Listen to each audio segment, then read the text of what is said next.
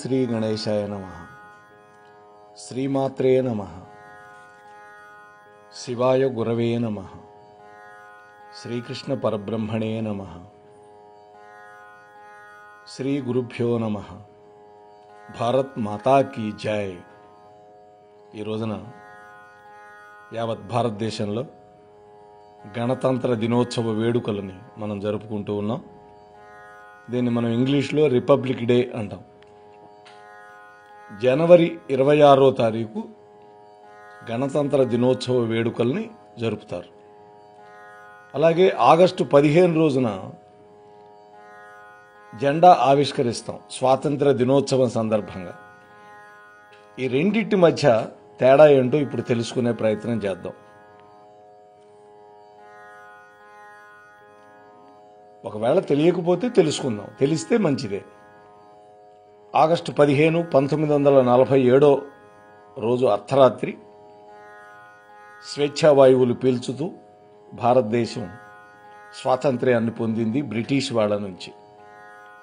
అందుకే ప్రతి సంవత్సరం ఈ తేదీన స్వాతంత్ర దినోత్సవాన్ని యావత్ భారతదేశంలో జరుపుకుంటున్నాం అత్యంత భక్తి శ్రద్ధలతోటి.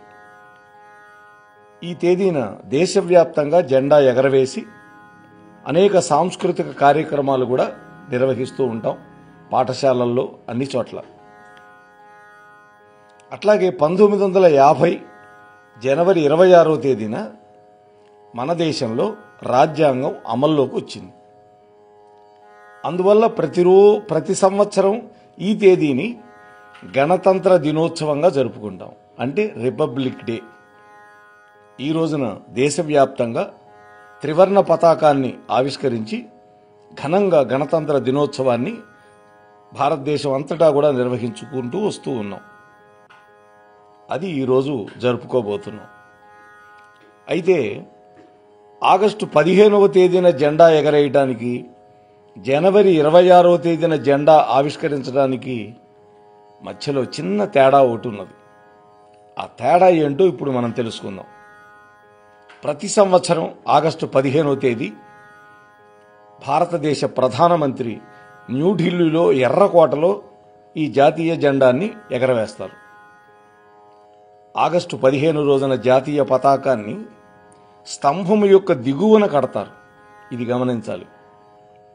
అంటే బ్రిటిష్ పరిపాలన నుంచి భారతదేశం స్వాతంత్ర్యాన్ని పొందింది అని సూచించడానికి ఈ త్రివర్ణ పతాకాన్ని పైకి లాగుతారు.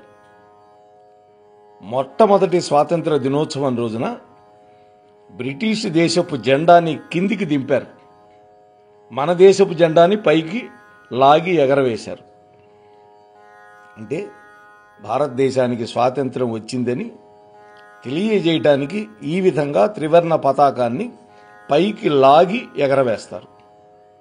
ఇది ఒక నూతనంగా ఒక దేశం స్వాతంత్ర్యాన్ని పొందింది అనేదానికి ప్రతీకగా నిలుస్తుంది. ఇక గణతంత్ర దినోత్సవం జనవరి 26వ తారీఖున రాష్ట్రపతి జెండానే ఎగరవేస్తారు, ఆవిష్కరిస్తాడు. జనవరి 26న గణతంత్ర దినోత్సవం సందర్భంగా త్రివర్ణ పతాకాన్ని పైభాగంలో కట్టి పైకి లాగకుండానే విప్పుతారు. ఇలా త్రివర్ణ పతాకాన్ని ఆవిష్కరించడం ద్వారా ఇప్పటికే మన దేశం స్వతంత్రంగా ఉందని తెలియజేయటానికి తార్కాణం అన్నమాట. ఈ 2 తేదీలలో జెండాని ఆ గాలిలో రెపరెపలాడిస్తారు. జనవరి 26వ తేదీ జెండాని ఆల్రెడీ ఒక స్తంభానికి కట్టి ఉంచుతారు. ఆగస్టు 15వ తేదీ మాత్రం జెండాని కింద పోలు కట్టి ఆవిష్కరించే వ్యక్తి మెల్లగా పైకి లాగుతాడు ఒక తాడుని. రెండో తాడును గుంజగానే ఆ జెండాలో మనం కట్టినటువంటి పూలు అవన్నీ కూడా వెదజల్లబడి గాలికి జెండా ఆకాశంలో రెపరెపలాడుతుందన్నమాట. దేశ పౌరుల యొక్క ప్రతినిధి, భారత పార్లమెంటుకి ప్రజల చేత నేరుగా ఎన్నికైనటువంటి దేశ ప్రధాని స్వతంత్ర దినోత్సవం రోజున జెండా ఎగరేయడానికి అవకాశం ఉంది, మిగతా వాళ్ళు ఎవరికి లేదు. అదే గణతంత్ర దినోత్సవం రోజున భారతదేశానికి ప్రథమ పౌరుడైనటువంటి సర్వ సైన్యాధ్యక్షుడైనటువంటి రాష్ట్రపతి జెండాని ఆవిష్కరిస్తాడు. అయితే గణతంత్ర దినోత్సవం రోజున రాష్ట్రపతి మాత్రమే ఎందుకని ఆవిష్కరిస్తాడు అనే విషయం తెలుసుకోవాలంటే, స్వాతంత్రం వచ్చినటువంటి సమయం నాటికి మన భారతదేశానికి రాజ్యాంగం అనేది లేదు. అంటే అప్పటికి రాజ్యాంగ అధిపతి అయినటువంటి రాష్ట్రపతి పదవి కూడా చేపట్టాల.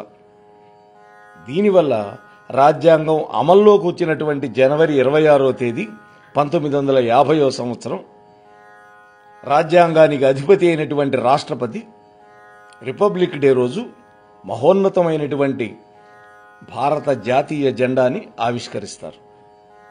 ఆవిష్కరించారు కూడా. అయితే ఇక్కడ గమనించాల్సినటువంటి తేడా ఏంటంటే, స్వాతంత్ర దినోత్సవం సందర్భంగా ప్రధానమంత్రి జెండాని ఎగరవేస్తాడు. దీన్నే ఫ్లాగ్ హాయిస్టింగ్ అంటారు. అదే గణతంత్ర దినోత్సవం నాడు రాష్ట్రపతి జెండాని ఆవిష్కరిస్తారు.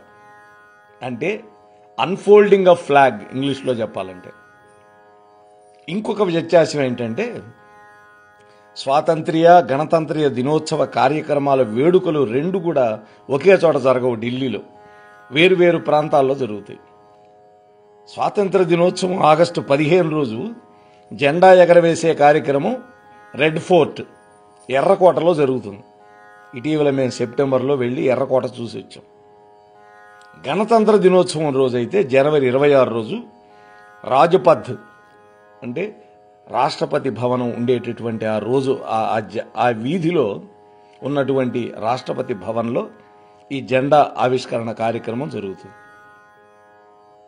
ఈ విషయం ఇప్పటికీ చాలామందికి తెలియనటువంటి విషయమే. అందువల్ల ఈ విషయానికి కొంచెం ప్రాధాన్యత ఇచ్చి మన భావి భారత పౌరులందరికీ ఈ వ్యత్యాసాన్ని తెలియజేయాల్సిన బాధ్యత పెద్దవాళ్లగా మన మీద ఉంది. కాబట్టి ఒక ఉపాధ్యాయుడిగా నాకు కూడా ఈ బాధ్యత ఉంది. కాబట్టి తప్పకుండా ఈ విషయాలను గమనించి మన యొక్క పిల్లలందరికీ కూడా తెలియజేసే ప్రయత్నం చేద్దాం. భారత్ మాతా కీ జై, భారత్ మాతా కీ జై, భారత్ మాతా కీ జై.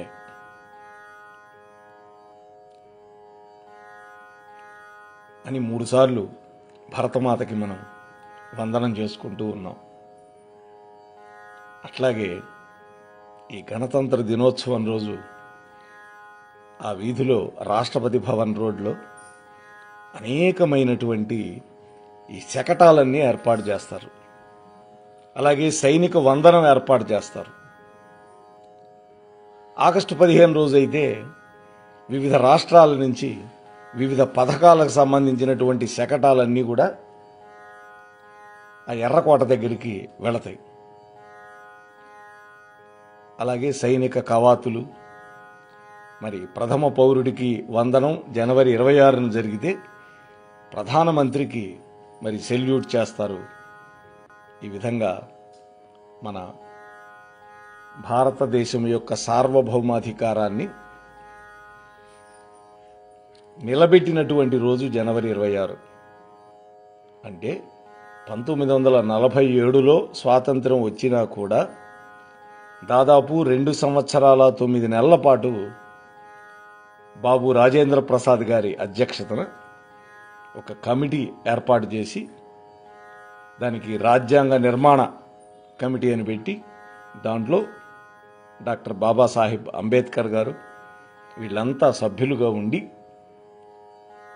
అనేక దేశాల రాజ్యాంగాలని అధ్యయనం చేసి ఒక పెద్ద రాజ్యాంగమే, అంటే పెద్ద లిఖిత రాజ్యాంగం కలిగినటువంటి దేశం మన భారతదేశం.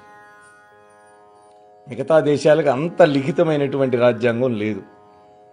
అయితే ప్రధానంగా మన దేశానికి ఈ యొక్క సావరెంటీ అనేటువంటి దాన్ని బ్రిటిష్ రాజ్యాంగం నుంచి కొంత గ్రహించారు. వేరే స్విట్జర్లాండ్ దేశంలో ఉండే రాజ్యాంగం నుంచి కొన్ని అంశాలు తీసుకున్నారు.